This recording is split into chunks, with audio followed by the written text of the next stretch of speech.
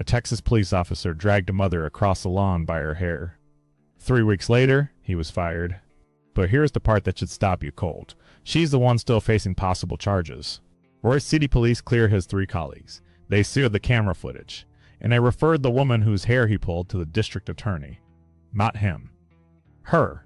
So how is summer afternoon at the pool turn into this? Rewind to August 3rd. 35-year-old Janiaca Wheeler was at the Creekside Community Pool in Royse City, Texas, with her 18-year-old daughter Amaya and her sisters. Their neighborhood pool? They lived there. They were listening to music. An older couple at the pool had a problem with it. The family and their advocates say the couple questioned whether the girls even belonged there. A pool attendant got involved, and then somebody called the police. By the time it was over, at least 5 officers were on that lawn. Watch what the bystander video captured. An officer grabs Wheeler by her louse and drags her. She is forced down onto the grass. 6 of her locs were ripped from her scalp. Her 18-year-old daughter Amaya was handcuffed and pinned down next to her. Bystanders were screaming, and phones were already out. Everything you're seeing right now is why this story didn't stay in Royse City. Both women were taken to jail that day.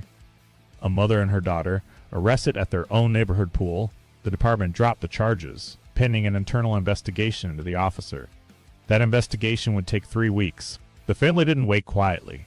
They partnered with the Next Generation Action Network, NGAN, and activist Dominique Alexander. Their demands: fire the officer, apologize, and release the officer-worn camera footage to the public. The department's first move was administrative leave. The officer kept his name out of the press. The department never released it. Then on August 20th, the family finally got to see what the camera saw, behind closed doors. Their attorney, Sean Derrida, came out of that viewing and said the footage is worse than the viral video. Worse than that. And he wants the Collin County DA to consider charges against the officer. 4 days later, it happened. Internal Affairs concluded the officer, in their words, did violate departmental standards, policies, and procedures. Terminated.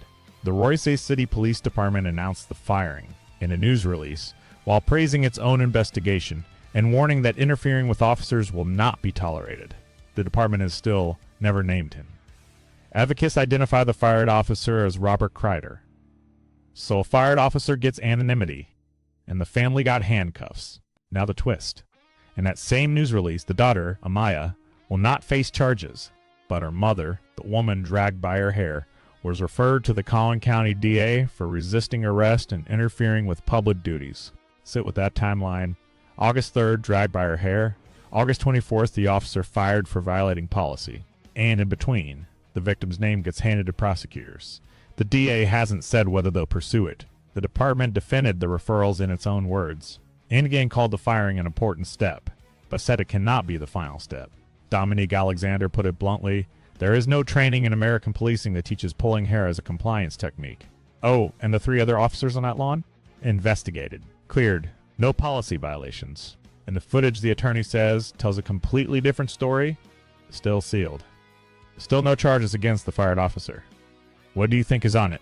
If you believe a pool day shouldn't end in handcuffs, hit subscribe. We cover these stories every single day. Drop your take in the comments. Should the DA charge him or drop the whole thing?